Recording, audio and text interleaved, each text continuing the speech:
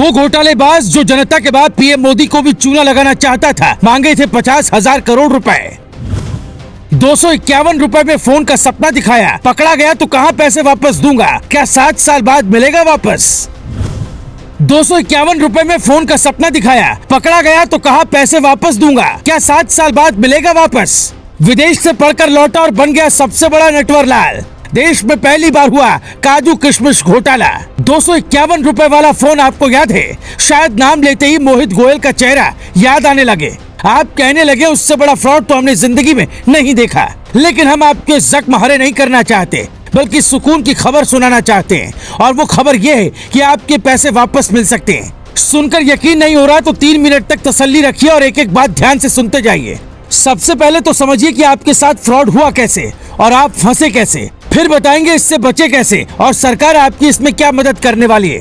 29 साल का एक लड़का विदेश से पढ़कर लौटा और भारत में बिजनेस जमाने के लिए आइडिया निकाला। वो यूपी के शामली का था। पिता किराना दुकान चलाते थे, लेकिन वो मूर्ख बनाकर पैसा कमाना चाहता था। वो 5-10 हजार में फोन बेचता तो कम बिकता, फ्री देता तो सवाल उठते, इसलिए 251 का प्लान लाया। मंत्री सांसदों को लॉन्चिंग में बुलाया। पहले ही दिन वेबसाइट क्रैश हो गई। हर कोई ये फोन चाहता था। 1.5 करोड़ लोगों ने रजिस्ट्रेशन किया। 30,000 लोगों को बुकिंग मिली। गोयल को 75 लाख रुपए मिले। हालांकि पैसे उसने अय्याशी में उड़ा दिए, न तो किसी को फोन दिया और न ही बुकिंग के पैसे वापस किए। जब तय समय पर फोन नहीं मिला तो उसकी कंपनी रिंगिंग बेल्स के खिलाफ थाने में शिकायत पहुंची और पुलिस उठाकर उसे ले गई। 3 महीने बाद जमानत पर छूटा तो इस बार जनता के बाद मोदी जी को चूना लगाने का प्लान बनाया। उसने लेटर लिखा कि हमें 50,000 करोड़ रुपया लोन दीजिए, पाई चुका देंगे और 75 करोड़ लोगों तक फोन पहुंचा देंगे।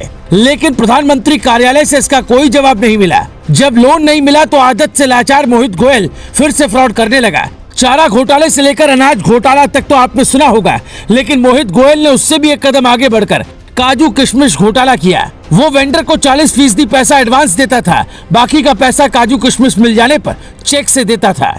उसके कई चेक बाउंस हुए तो पता चला कि इसने नए घोटाले की शुरुआत की है। उसने फ्रीडम 251 के बाद ड्राई फ्रूट्स बेचने की कंपनी खोली थी, लेकिन यहाँ भी उसने करीब 200 करोड़ का घोटाला कर दिया।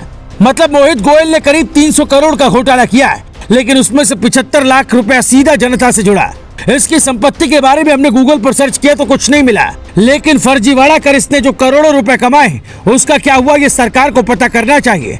ऐसे मामलों में सरकार आपको संपत्ति बेचकर ही पैसा देती है, इसलिए हो सकता है मोदी सरकार मोहित गोयल की संपत्ति बेचकर आप सबका पैसा वापस दे। हम ऐसा इसलिए भी कह रहे हैं क्योंकि लोगों के साथ हो रहे धोखाधड़ी पर मोदी सरकार बेहद सख्त है। साल 2019 में अनियमित जमा योजना को लेकर एक कानून लाई थी, जिसमें साफ साफ लिखा था कि जो भी पैसा जब्त होगा उस पर पहला अधिकार उन लोगों का होगा जिन्होंने जमा किया। इस नियम पर अगर फ्रीडम 251 का स्कैम फिट बैठता है तो समझिए कि आपको आपका पैसा मिल सकता है।